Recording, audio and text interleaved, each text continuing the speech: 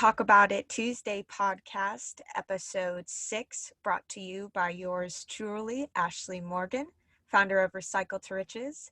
Today we are talking with Ben Cross, a fourth generation grower at Crosslands Flower Nursery, which is actually established in 1936 in West Sussex.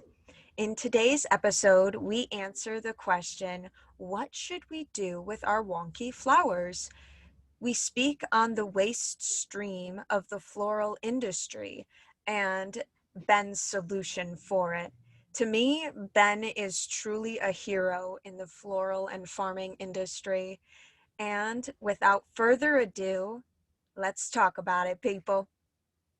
Ben, thanks for joining us. I want you to introduce yourself to the audience and the listeners. No worries. Hi guys, hi listeners. My name's Ben Cross. I'm a fourth generation flower grower here on the south coast of the UK in England, and I run Crosslands Flower Nursery, and we specialise in growing the British Ulstramaria. And back in 2014, I started the British Flowers Rock campaign, which is all about educating the British public about where their flowers come from and to support British blooms. So yeah, over 90% of our flowers in the UK are now imported. So we're rocking the British Flowers Rock campaign. So thank you very much, Ashley, for having me on this awesome podcast. Thank you. Yeah, thanks for joining us. I want to hop right into it. Ask the first question that we're probably all thinking about. So what is British Ulstramaria that you and this foundation works on? Yes, so it's my family business. So it's my great granddad, grandparents, mum and dad and uncles and aunties, and now me. So yeah, been going since 1936. And the British Ulstramaria, common name is Peruvian lily or lily of the Inca, because it originates from Peru and Chile, likes living halfway up the Andes, sort of naturally. And the seed was brought back pretty modern, really, and it's only been grown in the UK on large scale since about the 1960s, 1970s. You can check it out on our Facebook page, which we'll probably do at the end. It's Crosslands Flower Nursery on Facebook, and on Twitter and IG, it's at Ulstramaria Ben, and you can check out the pretty little pictures and see my bad boys in action and all growing. So yeah.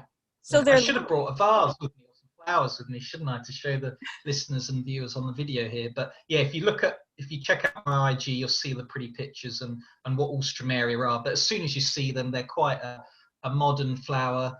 They're quite common in supermarkets and florists, and I know in the US they're used a heck of a lot. But yeah, they originally come from Peru or Chile, so their common name is lily of the Inca or Peruvian lily. So yeah. I love that. Okay, so now we know they're lilies. I just got to say, Ashley, they're nothing to do with the lily family. So no? they're pet friendly. Woohoo! Wow. So because lilies, they give off bad vibes to pets and the stigma and the stuff. So yeah, don't confuse them with the lily family. That's just their common name. So they're cat and dog friendly. That's awesome. My cat lives in the greenhouse. So.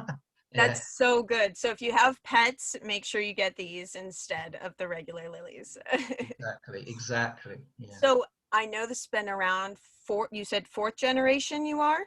So how did this all start? What was the mission behind it? Let us know the background and the history. Yeah, so in the 1930s in the UK, there was the Great Depression, high unemployment. And what the government did to help families out was to set up over 20 areas around the UK where unemployed families would go and work and farm the land. And my great-grandparents, Albert and Louisa, were one of the original people to sign on the dotted line and to start their new life. So they came down from Wales to southern England to one of these colonies, and the colony they joined in the south of the UK was the largest one of these areas.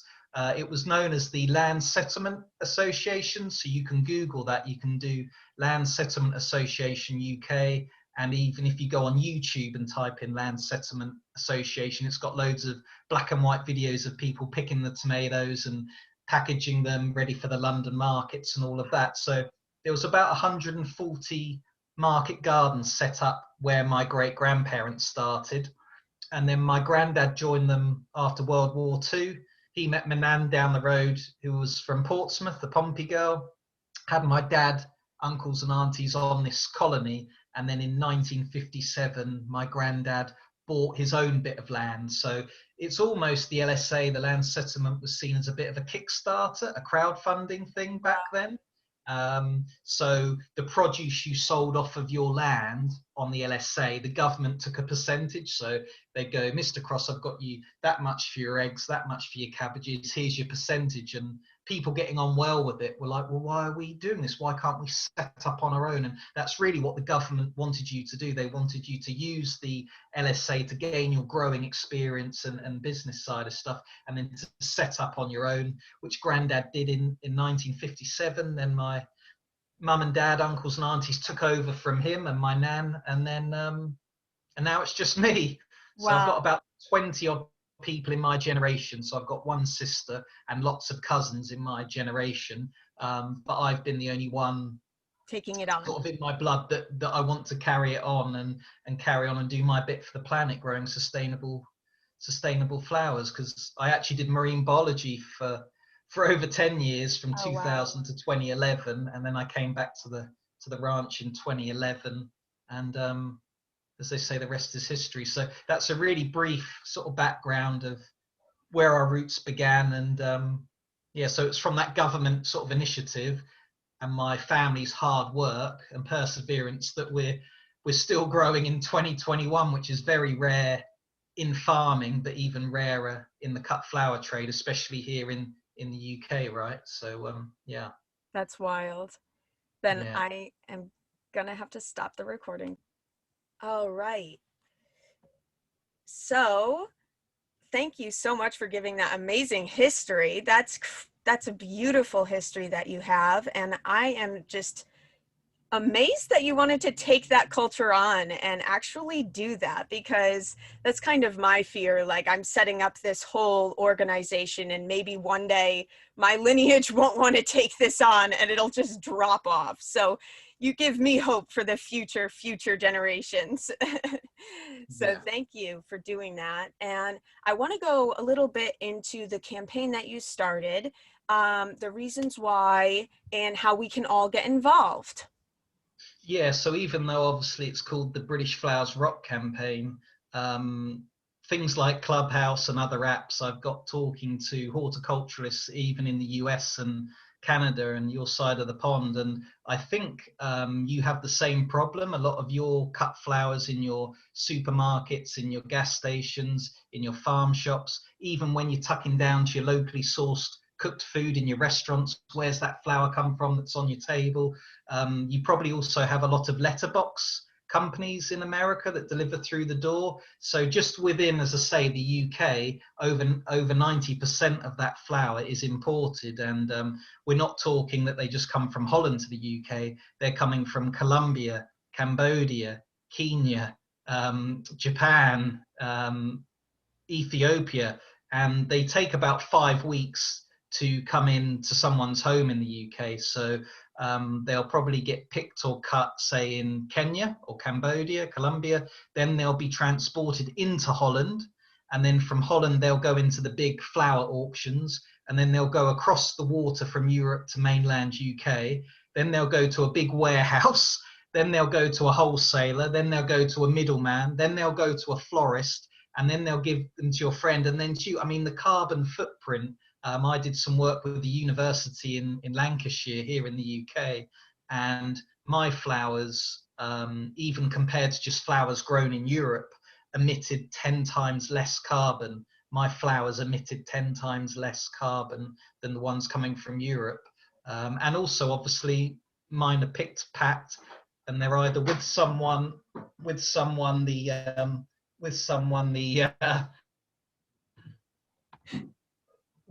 the same day or with someone the next day. So it's, incredible really that they're super fresh, they're going to last longer, and we don't blast them with loads of chemicals after we've harvested them.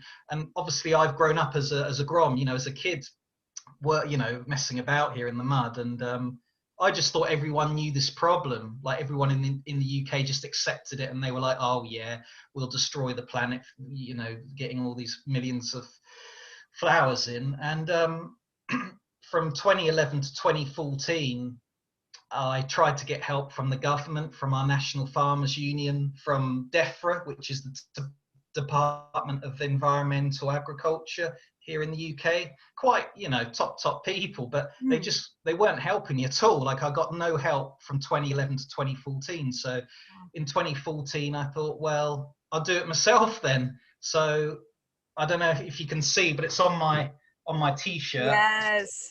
But we've got the British Flowers Rock. Yes, British Flowers I Rock. put British Flowers Rock on a t-shirt, and I did my first talk to a horticultural club in the village to about 150 people, and they loved it. And the next day, the phone was off the hook, and everyone's booking me up for talks, and we want to know more. We want to know more, and now I'm booked up for 2023. People are booking me because I'm booked up for next year, you know, to do talks at garden shows and things like that. So that's sort of where it stemmed from. It stemmed from frustration and no one helping me, and then just my passion and energy to get the information out, because I was Right. worried that, as I say, no one cared. No, everyone's just going to laugh at me, like I'm putting myself like real vulnerable. Do you know what I mean? Oh, And yeah, and you were. especially in 2014, I was a lot younger, so I would start turning up at these meetings as the guest speaker, and they would go, "Who are you?" And I'd be like, "I'm Ben Cross, I'm the speaker." You know, they're expecting a 50, 60-year-old man, Yeah. you know, with all this experience and, you know, this sort of, and yeah, so I had that a lot in my first few years of like, "Who are you?" And, you know, and they were like, "Oh my God, if we actually paid for him to come here." And then after the talk, they said, "Oh, Ben, you're the best speaker. We loved it. It was entertaining, it infused, you know, and all that." You're like, "Yeah, we'll recommend you for other people." Yeah. So it's funny how people's perception, it just changes once you start talking about real stuff. Like people love to talk about real stuff instead Yeah. of drossy kind of fake stuff. So 100%. so that's where it sort of stems from, really. And obviously we're going to move on now to the war on waste and the waste behind it. So Right. the British Flowers Rock campaign, a whole section of that is educating the public about the vast amount of waste that the flower industry produces, not because it wants to. It's about like the food. So in the UK, you may have heard of Jamie Oliver or Hugh Fernley Whittingstall. So we've got top chefs that have really promoted wonky veg, wonky food. And with food in the UK, we've progressed a lot through these high profile chefs. But with the flowers, we're probably about 20, 30 years behind, Mm. just in terms of labeling, product placement, and education to school kids, to the older generation. So my industry, it doesn't have anyone famous to feed the information down. The hardest way to get information out is the way I'm doing it. A small little grower in a tiny little village in England. I mean, who's gonna, you know, to get that information out to the world? It's just so difficult. Whereas Right. if a president or Boris Johnson says something, it's Right. like sheep and they all follow. You know, it's so yeah, doing it the hard way. And as I say, the amount of waste, for example, that we produce, supermarkets have specifications for flowers just like they do for vegetables. So Right. because our stems aren't 22.1 grams each, they're a bit gnarly, they're a bit wonky, but the actual quality of flower is just as good if it was on as thick as your thumb stem and perfectly straight.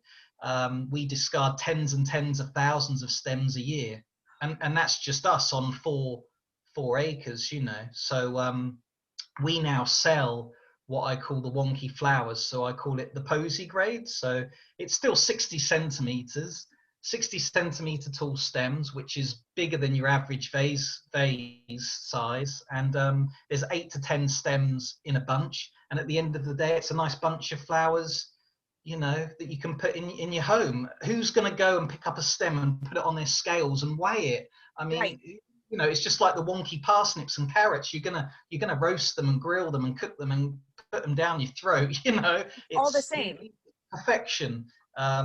So yeah, it's mad, and that's that's just one thing, is the weighing of stems and the shape of them. Mm. But yeah, so I've educated florists that if you need flowers for a floral crown, a buttonhole, a little jam jar, a little table decoration, you can save the planet and the pennies by buying my cheaper posy grade, because they're still usable flowers and they're going to last just as long as the Right.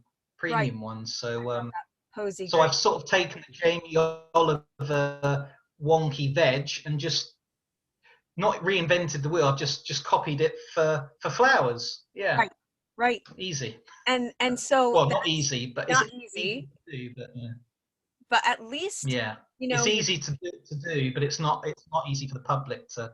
Yeah, get their head around. Well, I think for the viewers and listeners out there right now, I can kind of break it down in the same system of fashion. It's the waste stream just the same. And that's kind of where this whole concept of changing the culture of consumption needs to come in play, because it's not just flowers, it's not just food, it's not just fashion. Our whole production system for everything is set up like this. It's a linear system.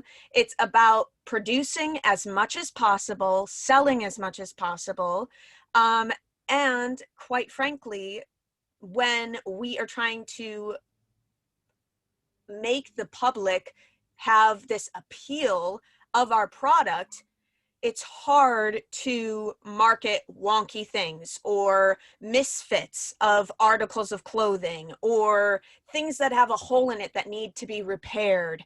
It's hard to market this kind of concept right now, right? But now we're in this system and we're moving forward to not just this linear system where no one knows these empty gaps that you're trying to tell people about and we're trying to tell people about. The flowers that get wasted, the clothes that get wasted, the food. We're taking those empty gaps and showing people those empty gaps. And now the consumer can see a little bit more about what's going on behind the scenes. And that way, hopefully, the culture will get changed and move forward to a more conscious culture where we're seeing the waste stream that we're producing, right? And yeah. I that's mean, what I love. That's why I love what you're doing, is because you're yeah. showing the waste and you're saying, here's the waste, not just here's the waste, but here's a solution. Let's just use what we have.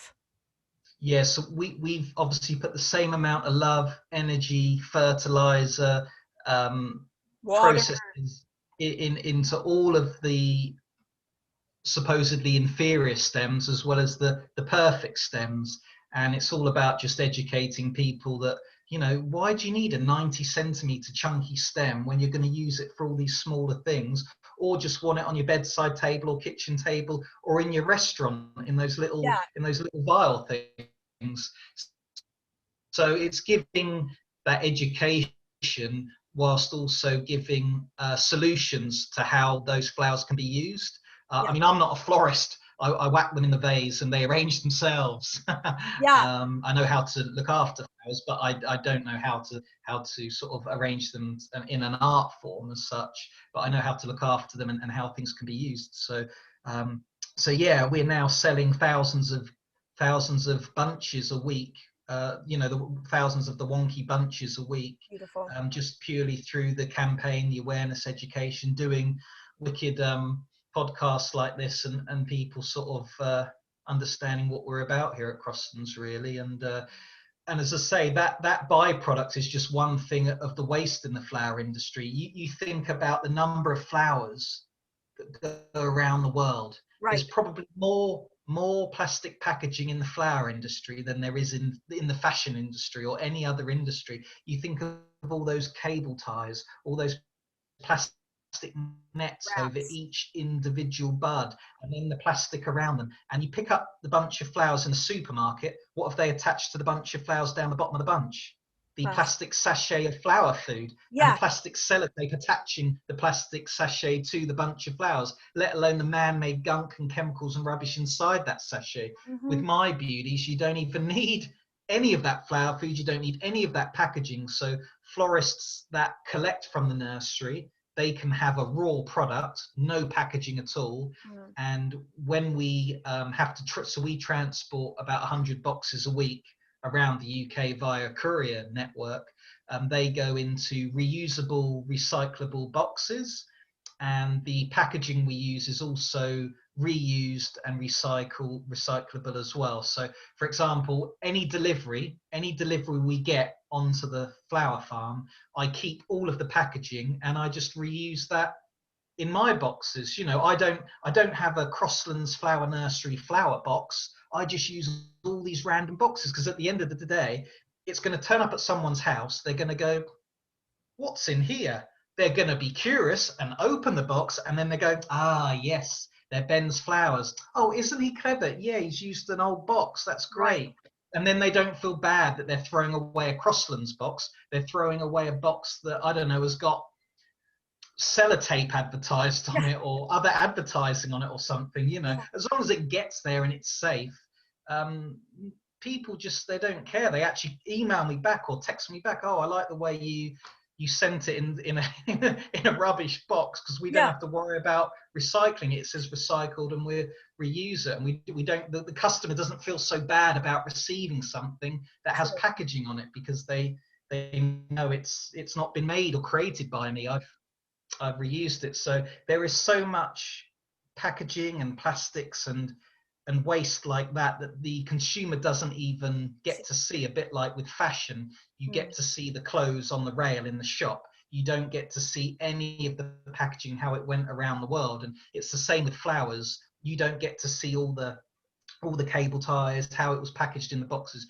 You just see the bunch of flowers in water, in a wrap, in a plastic wrap, and Right. you think that's bad. Well, go way back 5 weeks before, when they're putting more stuff on that slowly has been taken away through the process, and Uh, it ends up in a shop. Um, wow. so we highlight all of that in the campaign as well. So yeah, it's not just about the wonky flowers, it's about Waste the amount of waste in terms in of general. packaging and things. Yeah, Yeah. yeah, yeah.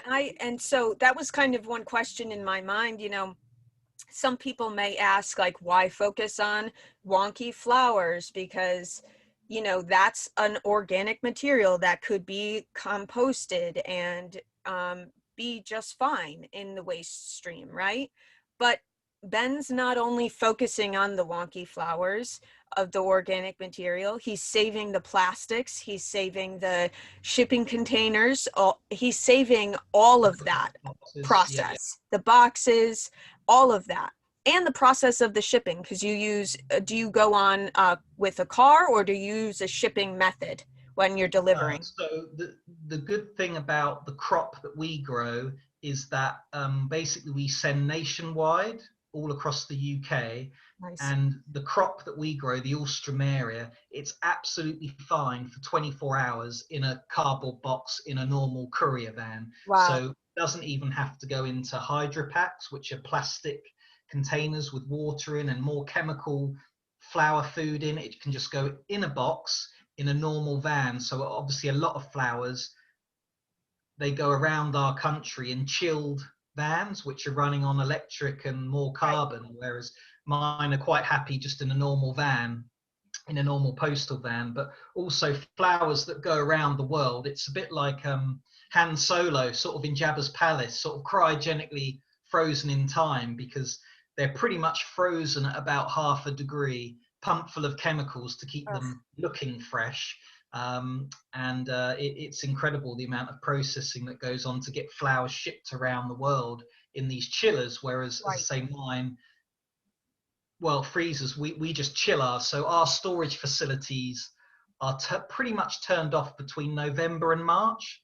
So even now, our storage facilities outside here, they're all turned off because it's cold enough outside. It's about 7 or 8 degrees C outside today, All right. um, in the That's UK probably here. like So 50. all of our chillers are turned off, saving more carbon, more electric.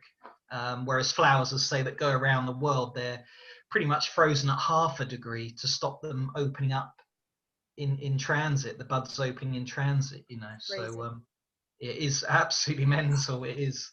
See, I'm insane. learning just with our listeners right now because I had no idea of this whole waste stream.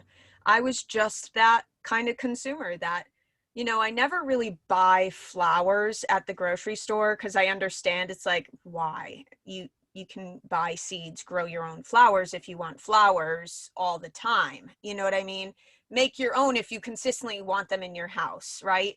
But I just had no idea. You just walk by these things in the grocery store and you never think of the waste stream. So Yeah, this I is mean, so necessary. yeah, I mean, you save for the house, but you think of obviously in the before, I call them the before days, before the pandemic, the Uh, before days, or hopefully we get back to normal. But you BC, think of before COVID. yeah, before COVID, yeah, the before days. It's like in the olden days. But Yeah. when I was a year younger, we used to go to the pub and have a beer and play darts and snooker and pool, and we actually used We to hug touch each each other. other and Yeah. hug each other, and used to actually talk to people in real life instead of on a screen. It was yeah, they were the before days. Oh, it's so beautiful. Yeah. So that's how I refer to the old past. But yeah, so you've lost track now, but Yeah, right. We went off on it. No, we were yeah, saying, we're not on a yeah. tangent.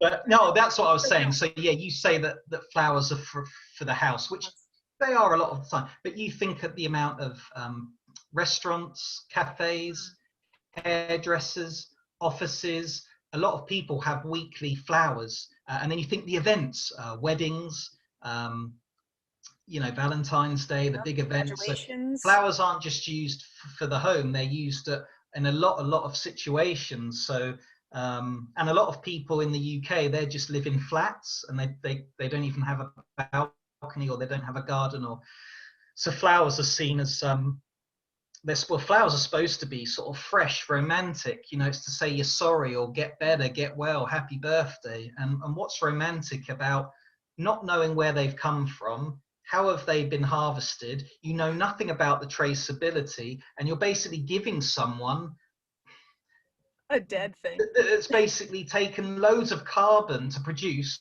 and it's going to last for less than a week in their home. I mean, at least if you buy a German car or a jumper made in China or whatever, it's going to last you pretty much for 10 years or Yeah. whatever. So you don't feel so bad. But pound for pound, as in weight wise, flowers, imported flowers, Waste. are probably one of the worst things you can buy, because there's so much to produce it, Right. but it doesn't last for very long.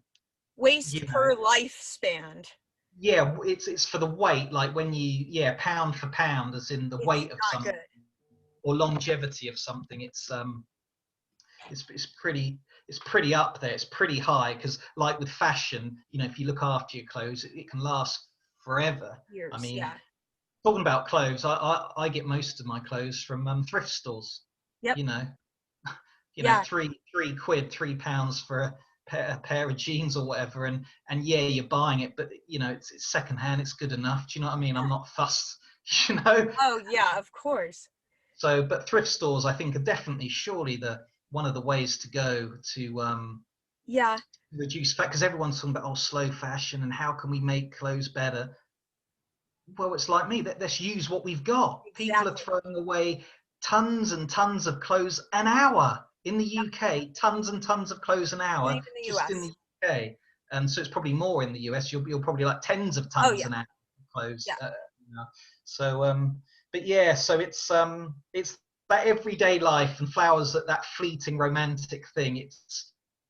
It's like sustainable British flowers to the UK public. It's just a bit of traceability for them. It's like, oh yeah, these were grown by Ben. Look, he's on IG. Look, you can see him in his greenhouses. Here's some videos showing that he doesn't use pesticides. He Hmm. he, he used biocontrol instead, or this was recycled, the boxes he gave me, and yeah, check him out. And then they're like, oh, that's cool. I can actually see where they're being grown. It Yeah. gives that connection to the consumer, and that's another sort of benefit. Not that they're going to last longer and be bigger, more vibrant heads, and the whole quality is better. But it's also that traceability, and someone can relate to where it's come from, Hmm. instead of just being in a plastic bucket, in a plastic container in a supermarket. It's all very clinical and sterile, I and know. Yeah.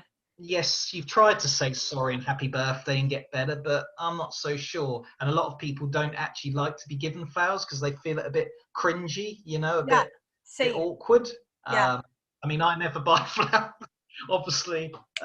you have But plenty. yeah, if That I had to say I'm sorry or whatever, I'd cook something or do an activity or something. right. In the UK, it's still very British for dudes to buy flowers because they're sorry or whatever. It's Yeah, yeah, quite yeah. like a stereotypical thing, but it does happen. But yeah, Yeah, so it's there like you go. when Bit of a when tangent, but we kept it real. We we brought it kept back on track. We So, got back you to have where we this are. all set up in the UK. Are you seeing plans for the US, something in the US, some way of tackling our waste? Oh man, I, I sleep Our 4 hours hero a day. too? I sort of wake up at 6 in the morning and go to bed at about midnight or 1 a.m. Yeah. So I'm not sure I've got that in my locker to to take this worldwide. I mean, Jamie Oliver, he has a whole team of people and help, and Mm, that's again what the British Flowers Rock campaign is about. It's about trying to get proper help from proper people. And as of yet, since 2011, for example, even the only so this is something actually, this is quite interesting. So even the other day, I phoned up my National Farmers Union mm, and I had another go at them, not go at them, but had a go at Britain for, right, okay, what are we going to do about labelling? Because at the moment, so Mother's Day, Mothering Sunday is coming up here, mm. Sunday the 14th of, yeah, Sunday the 14th of March. So I'm not sure when this is going to go out, but if it comes out before then or after then, for Mothering Sunday, you'll walk into a shop and it will go Mother's Day bouquet, 10 quid. And Mm. that's all the public has got to go on. It doesn't say where it was grown, where it was processed. It won't say the chemicals on the packaging. It won't say the chemicals on the flowers. It Nothing. will give no information. It will just say Mother's Day bouquet, 10 quid. And that's it. That's all the consumer has to go on. Whereas with food, it will say Danish bacon packed in Britain, or on our cereal boxes, it will have the red traffic light system. Or when we walk up to the egg counter, it will say battery hen eggs, barn eggs, free range eggs. When we walk up to the fish counter, Okay. we've got a sustainable fish logo. You know, food has come a long way and labeling is a lot better, and people have got an educated decision. They can go for the slightly cheaper bad stuff, but if that's all they can afford, that's absolutely fine. We're not trying to force this on anyone. We're just trying to give educated Yeah. decisions.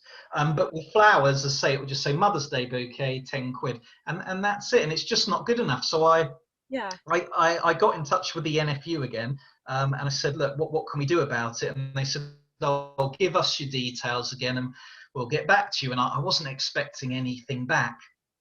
And actually, I'd rather I didn't get anything back, Uh-oh. because the response that they sent me said, Ben, here's a link to a few advertising and PR companies if you want to change it.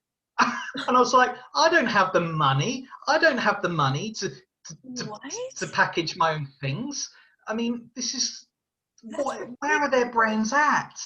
I That is mean, ridiculous. redonkulous. I just don't know I'm going what's. to you for help.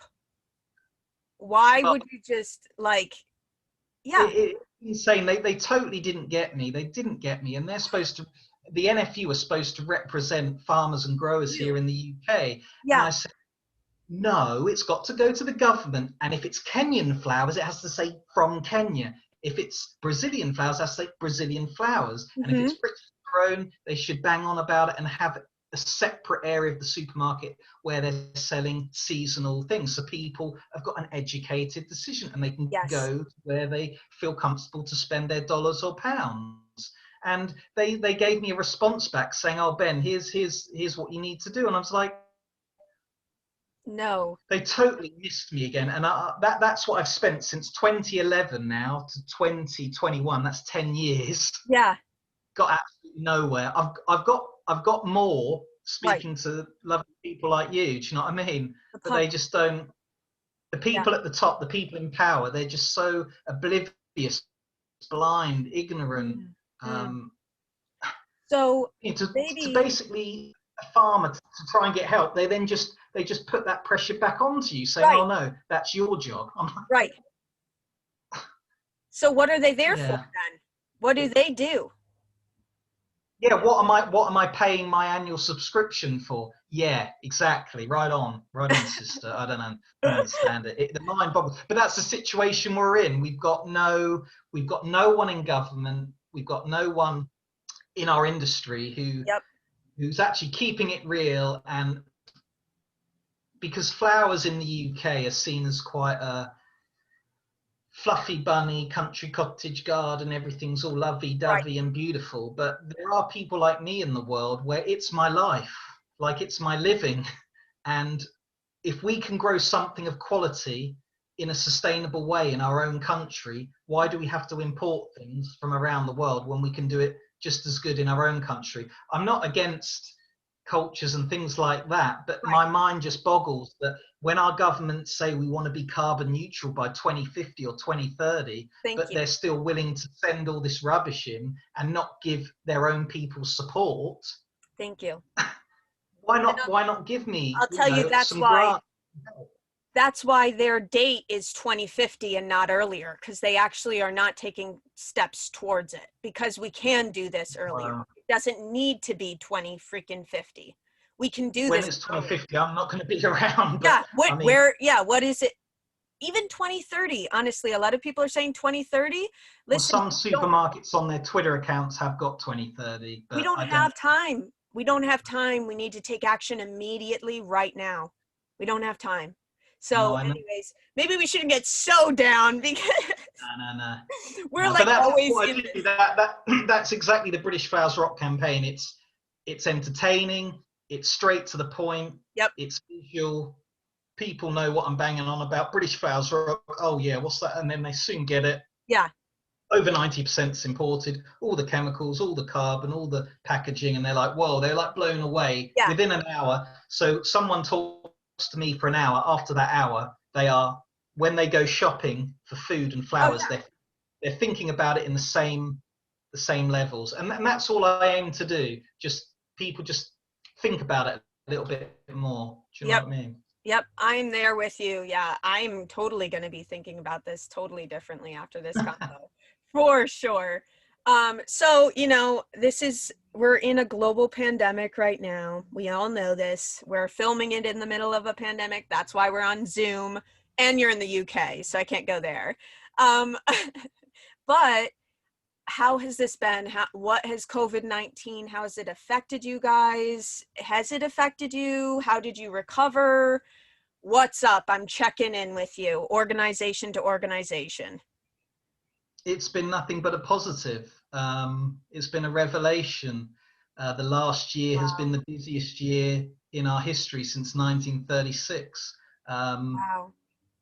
For example, I don't have many followers on IG, but I had about 1,000 before the pandemic. Mhm. Now I have over 5,000, which isn't a lot, but you can see that it's grown exponentially, and Yeah. that's just one account. So my Twitter and Facebook have done the same extrapolation. They've grown the same. So um, in terms of getting the campaign out there, it's been amazing because I've met people like you, and without the situation, we would never have met. Right. And this is one example. I must have done over 30 guests on YouTube videos and podcasts Beautiful. since the first lock. We were locked down, yeah, literally a year ago, March 20.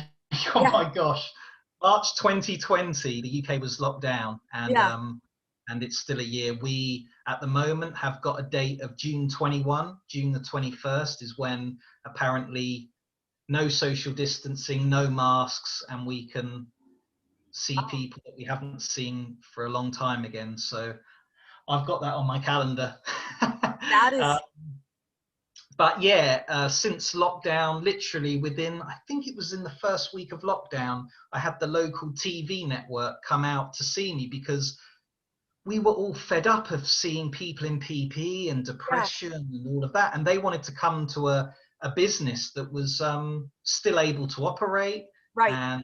and the product we were producing was giving energy to people and light, and because it was March, it's still our winter time, so even if you're growing in your gardens, you wouldn't have flowers necessarily. And yeah, so within week one we were on the local news for, I think we had like a 10-minute spot with me in the greenhouse just talking about what we were doing. And Cool. then after being on TV, we got a deal with Morrison's supermarket that have been, so far, touch wood, I'm touching my desk here, Knock they've on been very wood. ethical, and people have just come out the woodwork. So from doing the British Flowers Rock campaign in 2014, when I deliver a talk or a lecture, I feel good, and I think, right, that's that community done. Then I move on to the next town and the next city and so on.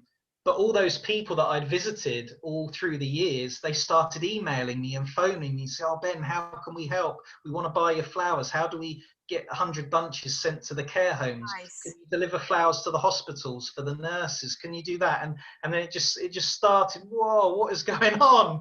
Like, it was just Spiraling. sparking. But I found that good initially, but then on reflection, I reflected, because we had a bit of a anti-locking down, getting back to normal last summer. Didn't last very long. Hmm. And in that time, I thought, oh, isn't it a shame that it takes a global pandemic for people to change attitude and Very things? cool. But then I thought to myself, we've in the UK, we've had this before. We've had problems at the French-European borders where our vegetables and things couldn't get in. We've had ash clouds in Iceland, which have stopped aviation. We've had Brexit. We've had a lot of things in my lifetime where the supermarkets have panicked and gone, "Oh, how are we going to get all this stuff into the UK because all these problems going on?" But unfortunately, they see it as a short problem, and then they go back to normal. They go back to buying the cheap, inferior Yeah. stuff again, so they can make more money. But the good thing has been the public. So a lot of the public, as I say, with the followers, the social media, and the florists and the farm shops and the restaurants and the people that we serve a lot, they've stayed with us. They've stayed with us, and the demand has never been as good. That's So beautiful. I'm now actually looking at building more greenhouses. So there you go. I'm even showing growth in a pandemic. Wow. See, and Yeah, this is it. insane, isn't it? Oh my gosh. So I might have to take you on for a clubhouse because I want to start a clubhouse about doing prospering in a pandemic. So Oh maybe yeah, that I'd be a great guest because that's yeah, what yeah, I've done. yeah, yeah. I've Because gained momentum where others have had you to know, I pivot. have All these noticed, words, these words for 2020. I never pivot, right? furlough, unprecedented. All these words, I Yeah, don't like them. Let's get them yeah, out. Let's get some new positive stuff involved. yeah, yeah. I Oh mean, man, I'm head. so with So you on that one yeah, because I've noticed that the almost nature's kind of chosen the companies that should be prosperous right now. I hate to say wow. that. Or is it just situationally? We It's were it's in the right difficult, isn't area. it? It's difficult because people like Amazon have prospered and they're a Yeah, massive corporation. true, So true, true. and McDonald's in the UK, they've prospered because people can't go out to eat, so takeaways have gone Well, I up. So mean, the small businesses that were kind of like, because, okay, yeah, so there's a small percentage, I would say there's a smaller percentage like me than not. yeah, But because of my nature, my human nature, my instinct, and my flower growing brain, yeah, I've been in survival mode since 2011. true. So it's almost like I was made, my business was made for this because I'm always in survival mode. I'm always thinking, right, if Yeah, that's going to fail, I need to do that. And when you're a farmer or horticulturist or a flower grower, especially in the UK, it's almost like walking a tightrope across Victoria Falls or whatever, and people say, "Where do you want to be in 5 years' time?" I don't know, dude. I can't even look down right now. I'm taking one thing at a time, baby. And that's like that's how I roll, because Yeah. every day of my life something happens. Like today, one of our water things broke, and I Uh, had to drain all this water out, fix the washer, do that. Sometimes my heaters break down and things. There's yeah. always things that need solving when you're doing what I do. So a hundred um, percent it's almost like, I hate to say it, but I was sort of made for this. made for this, and my brain and my energy levels are always on Yeah. alert. Yeah. Yeah. A Yeah, I'm hundred. like a tiger or a monkey or something. Like I'm always Yeah. eager to learn, change, evolve. Yep. What's going on? What's going to happen today? I don't know. Well, let's do something. And exactly. Yeah, And some people yeah. that are so used to routine and how it was going were just so utterly shooked that they Cruise couldn't. control, I call it. Cruise Yes. control. Yeah. Or zombie apocalypse where they're just like going through life, not necessarily thinking. Yeah. So I've been blessed that Yeah. I've had loads of tough times, and those tough times, I guess, have sort of hardened me, Yep. and and I've got lots of stuff going on, and it's things like I remember I've read a lot of Jamie Oliver autobiographies and things, and I'm heavily dyslexic, Me like too. he is, and yeah, so I'm quite interested in all that sort of stuff, and And my brain definitely works differently to a lot of my friends and people like I just meet in day-to-day life. Like people just think I'm eccentric and I'm like weird, yeah. and what the hell is he doing today? What is this guy on? Right. Right. The breakfast sort of thing. Well, So, my dad said never be normal. So I'll tell you that too. Never be normal. Always be eccentric. That's the way to go. yeah. Yeah. So Definitely. I think that whole thing has really benefited me. But yeah, I remember in his books he just said, "Oh, I just said yes to everything." And Yeah. if things didn't pan out, I learned very quickly that don't take it personally, but just say yes to everything, do as much as you can, and that's what I've been doing. Yeah. And people that have said, "Yeah, Ben, come and do this, be a guest on that," they've come out the woodwork, and they've helped me. They've Yeah. really, really helped me. So it's sort of a two-way thing. So Yeah. if you give yourself to people, hopefully they'll give a little Right. bit back. So Right. And you're not, that's a beautiful thing. I can tell you're not doing things to get.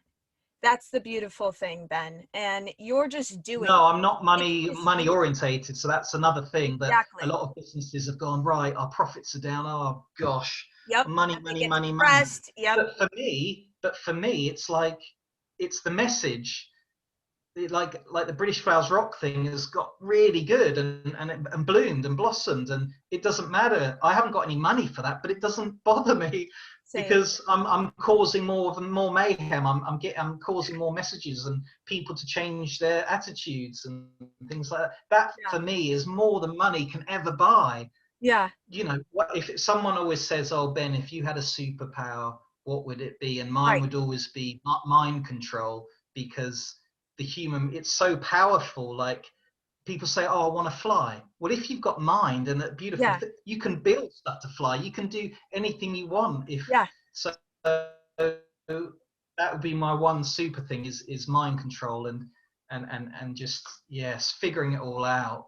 Yeah. It really intrigues me. Yeah, it's not necessarily a physical superpower, but it's like a mental one. And Strong. then if you got that, you can do good physical stuff. Yeah, yeah, yeah, Yeah. yeah. And that's kind of what you're doing. You do have mind power and mind control because you are giving this life. You're giving this, people don't know about it and you're talking about it. So you're changing our minds. So you do have that superpower. I know. I never have thought I would be speaking to you in 2021 when I first did that talk in 2014. There's Yeah. no chance. I thought I'd still be wearing this T-shirt. Guys, like, That funny. was just, yeah. It was very random, but people have resonated with it, and It's beautiful. I know some people may not get it, but thankfully a lot of people have have supported me. Yeah. So And I've like been the very lucky. and so I think this is the concept we're all talking about, right? Is the waste stream. And a lot of buzzwords go on with this whole waste stream concept. So a question I do like to ask all of our followers is, and our guests, Do you believe a zero waste lifestyle is possible? Because this is one of the biggest buzzwords, and I use it myself because technically I do believe it is possible over a long period of time.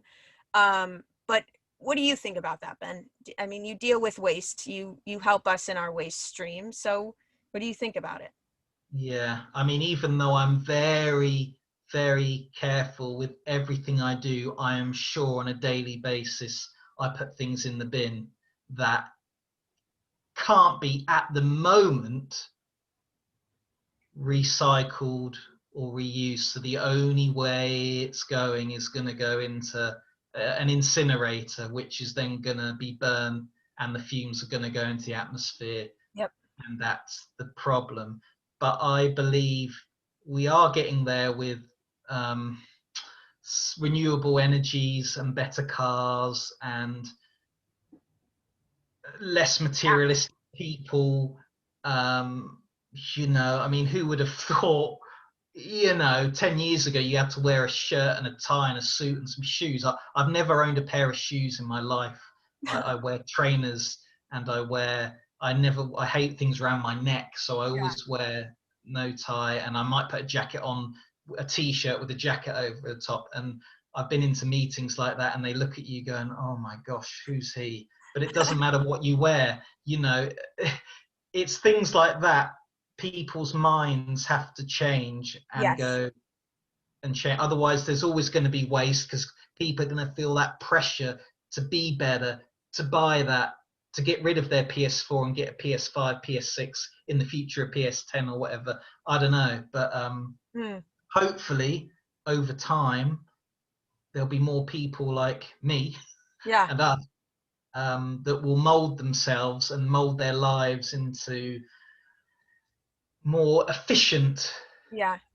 less materialistic, more centered lives. And I think that's the whole thing, isn't Yeah. it? It's like, obviously during the pandemic no one's really been traveling. I mean, how many times even in Clubhouse do people go in their hobbies? Oh, I love traveling. And they go, Yeah. oh, I have to get away, I have to see the world. I'm not complete, I'm not a whole human if I don't go to Egypt and see where Tutankhamun was, or I have to go to the Amazon. I have to do it. Ben, you're so boring just staying on your flower farm the whole time. And that's absolutely fine. I'm not having a go. I'm just saying that's literally, there are people out there that talk to me like that. They go, Ben, you're not for me. You're boring. I'm leaving you. I'm going Right. traveling because, that's more fun. And I'm like, well, I love it here. I'm between the South Downs National Park, which is 5 minutes that way. The beach is 5 minutes that way. Wow. I'm happy. Yeah. Where I'm do I have to go? happy. But yeah, they're happy. So I was talking about this in one of the sustainability rooms on Clubhouse the other day, and I think fashion was brought up. And yeah, it's the suits, the cars, the traveling, all of that. And people say, oh, Ben, that's not materialistic, going traveling and all of that. Oh, it Well, I'm is. afraid it is. I'm afraid it is materialistic, because you're consuming all of that on your travels. So it's tough, because it's human nature. People are explorers. That's how we've explored things and found stuff out, and we haven't even explored the depths of the ocean yet, and we're trying Right. to launch rockets into space. And one blew up the other day, which probably caused loads of chemicals into the Right. atmosphere. Did you see that? It was on the I news the didn't. other day, like a big spaceship, just no one was on it, no humans were Oh, hurt in the making of the spaceship, but it was a big spaceship. It was supposed to go to Mars, and wow. it just failed. It got halfway up into the air and then just went. So yeah, we're always going to be wanting, as a human race, to live on Mars or some Yeah. ridiculous stuff like that. But I hope that we'll get to zero waste or whatever. But let's just start with the small things first. Start with the small things. Yeah. And that's kind of where I see Like it. the wonky flowers, I mean, Yeah. it's That's where I see it. mental. But I That's, think the more we talk about it, and yeah, I think hopefully the listeners will enjoy this little episode, all your other episodes, and we're all just trying to make a little difference, and and educate people, and then they can tell their kids and their friends. And Mm, even if a certain percentage of those people just go, oh, I'll do that, I'll make a change for, for yeah. something like that, and they'll be like, oh, that's cool. Yeah, and Yeah, that's what it's all yeah, about. It's just about talking about it, and hopefully the right person listens and can help and take action too. That's a big thing about education that I believe, and talking about things, is that there are people out there that can help.